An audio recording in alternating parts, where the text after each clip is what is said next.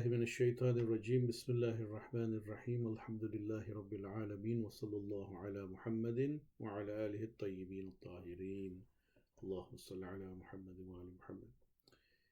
In the last session we talked about how Musa alayhi salam had attempted to have a discussion with Fir'aun about his message, about his mission, but Fir'aun had rejected him, and in the end Musa alayhi salam said, will you continue to reject even if I show you a clear sign, a miracle, something that proves my claim? So he said, show me then what you have. So we pick up there. We were talking from Surah Shu'ara, so we'll continue a little bit from Surah Shu'ara, and then later on we will look at what other surahs like Taha and Qasas as well describe. So he says to him, okay, fine. If you have something to show, something different, bring it and show us. So, فَأَلْقَ عَصَاهُ فَإِذَا هِيَ ثُعْبَانٌ مُبِينٌ. So Musa alayhi salam cast down the staff that he was leaning on, and it became a serpent, clearly visible, an obvious serpent. It was not a trick. They could see that it was a snake. وَنَزَعَ يَدَهُ فَإِذَا هِيَ بَيْضَاءٌ لِلنَّاظِرِينَ. And he removed his hand, drew forth his hand, and they could suddenly, the light was so bright that they could not look at it.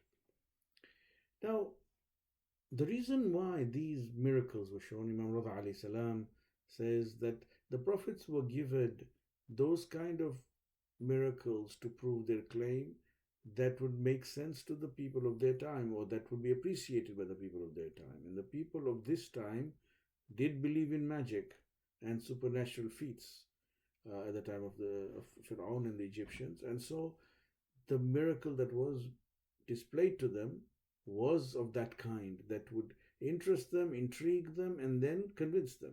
Just like the miracle of the time of Rasulullah sallallahu alaihi wasallam was the eloquent Quran that came, whose words they understood, and they understood that these were not ordinary words because they had experience with literature and poetry and could tell the difference between the Quranic discourse and what they themselves used to write and listen to. So now, when he sees them, the Fir'aun is definitely shaken by this and convinced that there is more than just ordinary magic. They knew magic. They had court magicians. They knew that this sleight of hand and how appearances were made in such a way that would deceive the people. They knew all this, but Fir'aun sensed that this was something else.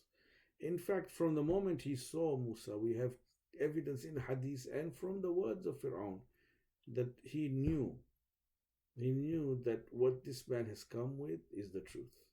But there was no way he was going to admit it, and there was no way he was going to allow it. As long as he could, he wanted to fight it. And in this there is a lesson as well, that Allah subhanahu wa ta'ala puts things in our life that we know to be true, but we defy. And we defy and we defy, and we will break our head banging on the wall in defiance, but nothing will come of it. Allah's will prevail. You see. So when something you know to be true in your heart, bow your head in submission to it. In any case, he begins all sorts of propaganda. He begins a wicked rumor that says that it's not the Banu Israel he's interested in. He wants to remove us from power, and this is mentioned in different verses. In Surah Shu'ara, for example, he says to these chiefs that قال للملأ حوله إن هذا لساحر عليم. This person is Musa is a very, very skilled magician. That's all he is. And what does he want to do? يريد أن يخرجكم من أرضكم. In reality, the action plan or the long-term plan is to remove you from your lands, to remove you from this area of power, because these were the Hyksos kings, and they were not native to Egypt. They'd taken over in power, as many nations have done, that the minority rules the indigenous majority, and this is, he says, he's come now to take you off with his magic. يريد أن يخرجكم من أرضكم بسحره. He wants to expel you from your own lands with his magic. فَمَاذَا تَعْمُرُونَ? So what do you think we should do? So they said to him, look, give them some time. Because when they saw the miracles, this hand, and the bright hand that they could not look at all, they had never imagined, they had not seen. But as for the snake, they had some idea. They thought that they could maybe counter this. So they said that, look, we advise that give them some respite. Okay, don't take any action right now. Don't listen to them. Don't act against them either. And قالوا أرجه وأخاه, leave him and his brother, وابعث في المدائن حاشرين, then send out callers and envoys to all the cities. Because although they had magicians in the palace, they did not have all the best in Egypt who were scattered around the different townships. Right? He said, we should go there and يَعْتُوكَ بِكُلِّ سَحَّارٍ عَلِيمٍ. Sahar, knowledgeable, and Sahar means powerful magician, skillful magician. This is up to where we reached in Surah Shu'ara, ayat 37. So in Memphis, they didn't have anybody of the stature who could do this. But they knew that within the kingdom, there were some very skillful magicians. And this kind of search for them, assembly of them, bringing them and convincing them to come all the way to Memphis, was going to take a few months. And so this was comfortable months for Musa alayhi salam and Harun, where they went to Gushin, they met with their mother and preached as well amongst the Banu Israel, reconnected with their people who they had lost touch with for 10 years and so on. And some of the Banu Israel had even begun to worship Egyptian gods, right? Despite being muwahid. But despite the fact that they had been brought into the land as children of Yaqub alayhi salam, who believed in one God, over the years they had lost their faith. Now, the idea at this point in Fir'aun's mind was that it may be possible for our own magicians to show something similar. And this was the same thing that was done at the time of Rasulullah also. That, can we show someone who can do something similar? So that we can say this is not something out of the ordinary. Look, we are also doing it. So this confrontation that Fir'aun was planning, Musa alayhi salam readily agreed to it. He said, fine, call a contest. So we move now to Surah Taha. In Surah Taha, we have that Fir'aun said, ayat number 57, قَالَ أَجِئْتَنَا لِتُخْرِجَنَا مِنْ أَرْضِنَا. Have you come to us, is it really the Banu Israel, or have you come to remove us from our land? بِسِحْرِكَ يَا Musa. If that is your idea, to try to prevail upon the people with your magic, he calls it magic, not a miracle, not a sign, magic, then we also will produce before you magic like this. And let us make an appointment, let us make a kind of contest between our magicians and your magic. This was an attempt to try to show this bravado. And he said, we make it and then don't break it. Don't run away from this, Musa, because we will really bring the heavy guns, as it were, the best of magicians. So the ayat number 58 says that we are going to bring magic like this, like you did, and also we are going to make an appointment which neither you or we will break. So Musa alayhi salam said, look, there is a day of festival coming, which was probably a well-known holiday or some day. They said that day is coming. Why don't we do it that day? قَالَ مَوْعِدُكُمْ يَوْمَ الزِّينَةِ. This Yawm al-Zina, the day of festival, and that is the day when we will meet. So that was decided.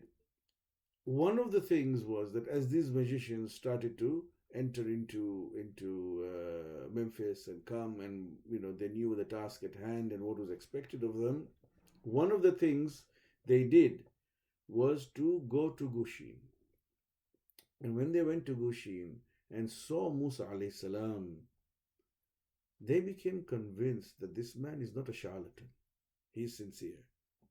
And he's not a magician like they were. Rather, there is something else. And Musa alayhi salam turned to them and said, look, you have been called to fight for evil against haq. Be very careful. And this is another lesson. Sometimes a person will turn to us because we are a family member or we are a friend or whatever and ask us to support them, but in batil. And we say, oh, if we don't do this, this is against Silatul Raham, this is against friendship. They say you must attend our wedding, for example, of our child. And you know that that wedding will be conducted in a manner that is against the Sharia. But you say, if we don't go, it will be bad. It is not right. This is about family. We should make an appearance and so on. And you go there thinking that you are actually doing Silatul Raham. But what you are doing is you are giving them confidence to defy God. Because they can say, it wasn't just us. So-and-so was there as well. So-and-so was there as well.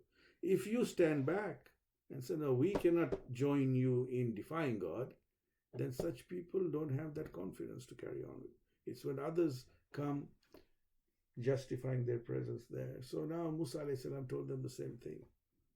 That you have seen close hand. There's a vast difference between what I can do or what I am showing and the magic that you are used to. This is not magic. This is a sign from God. And then in Surah Taha we have that Musa alayhi salam said to them, قَالَ لَهُمْ مُوسَى وَيْلَكُمْ, woe to you.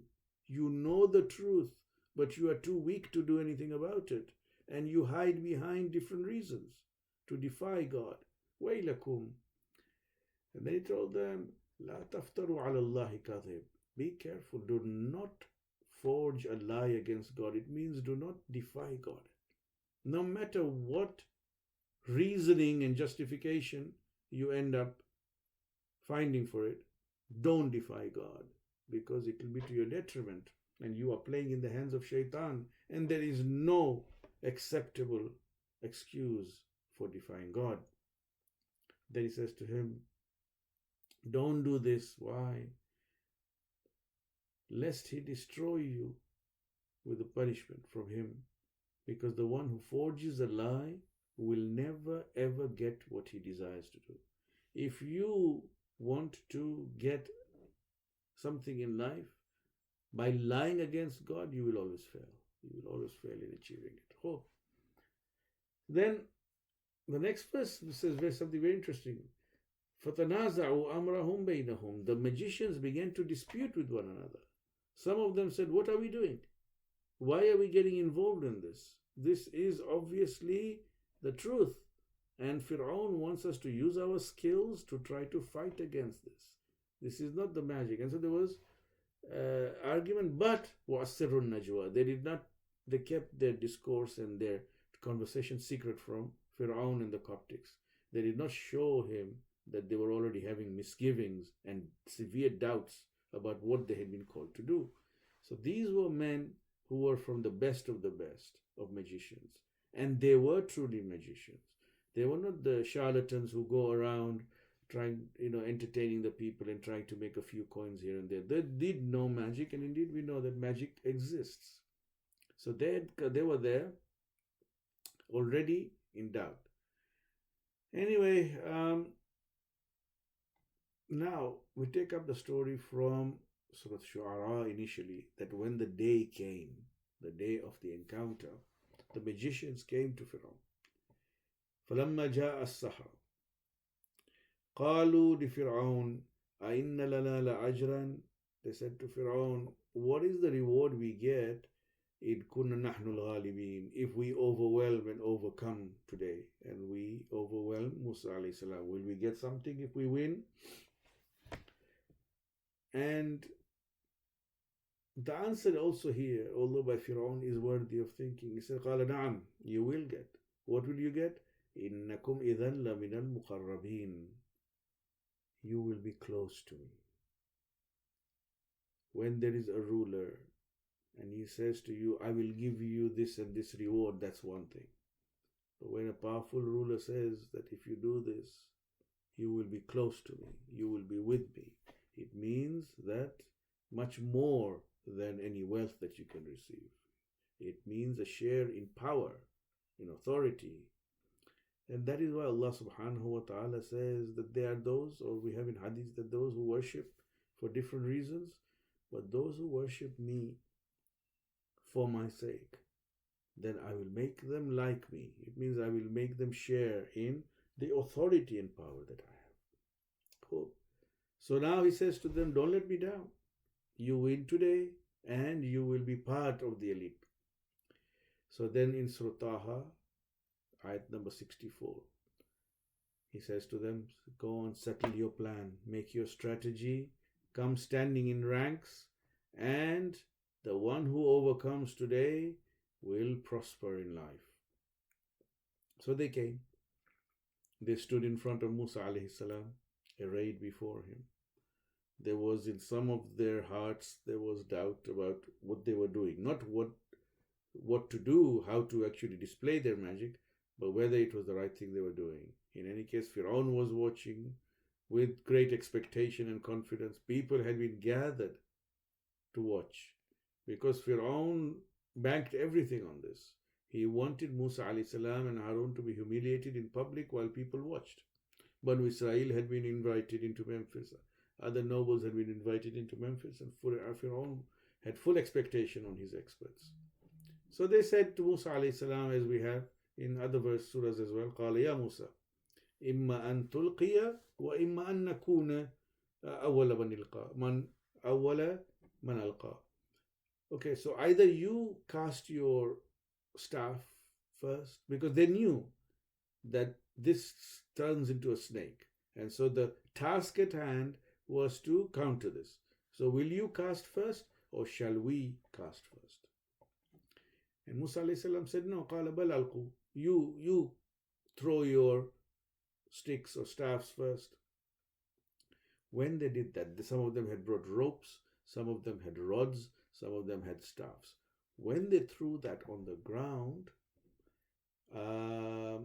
then it was such a great spectacle and so frightening that Musa alayhi salam felt fear. That's what Quran says. If you look at Surah Taha, it says, فَأَوْجَسَ فِي نَفْسِهِ خِيفَةً Musa. Musa felt a fear, a little bit of fear in his heart. And we said to him, قُلْنَا لَا تَخَفْ إِنَّكَ أَنْتَ الْأَعْلَى. Don't be afraid. Today it is you who will win, not them. Mawla says, Imam Ali alayhi salam in Nahj al-Balagha in sermon number 6 addresses this. And he says that Musa alayhi salam, the fear he felt was not because of this giant kind of display of snakes and serpents that came from anywhere. No, it wasn't that. He felt, according to Mawla, that the people will be fooled by it. The people will be fooled by this display, and his one stick, when it comes, they will say, oh, well, that was one snake. Look at what these people wrote, what these people brought about. And that was his fear. His fear was not for himself. His fear was, will I succeed in what I want to do, which is to guide these people, which is to prevail upon their minds that it is me who has got the right claim and not Fir'aun. That was the fear anyway. So what happened? Allah subhanahu wa ta'ala says that do not be afraid. Cast what is in your hand and it will devour everything. And when Musa alayhi salam threw that stick, and the snake, the huge serpent that came from that, it devoured, according to Allah, everything that they had brought. And Allah subhanahu wa ta'ala caused the defeat, comprehensive actually, defeat of the magicians. Unusually, amongst the surahs that are discussing this, Surah Araf discusses this aspect. Surah Araf is 7th surah. And I just will finish with, about the story of the victory of Musa alayhi salam from Surah Araf. It says, قالوا يا Musa, this is ayat number 115. قالوا يا Musa, they said, Musa, إما أن تلقي, if you want, you throw down first, وإما أن نكون نحن الملقين, or we throw. He said, قال ألقوا, you go ahead. فلما ألقوا سحروا أعين الناس. This is interesting addition. As I said, these cameras that are spotlighting the story, they bring in different snippets of information.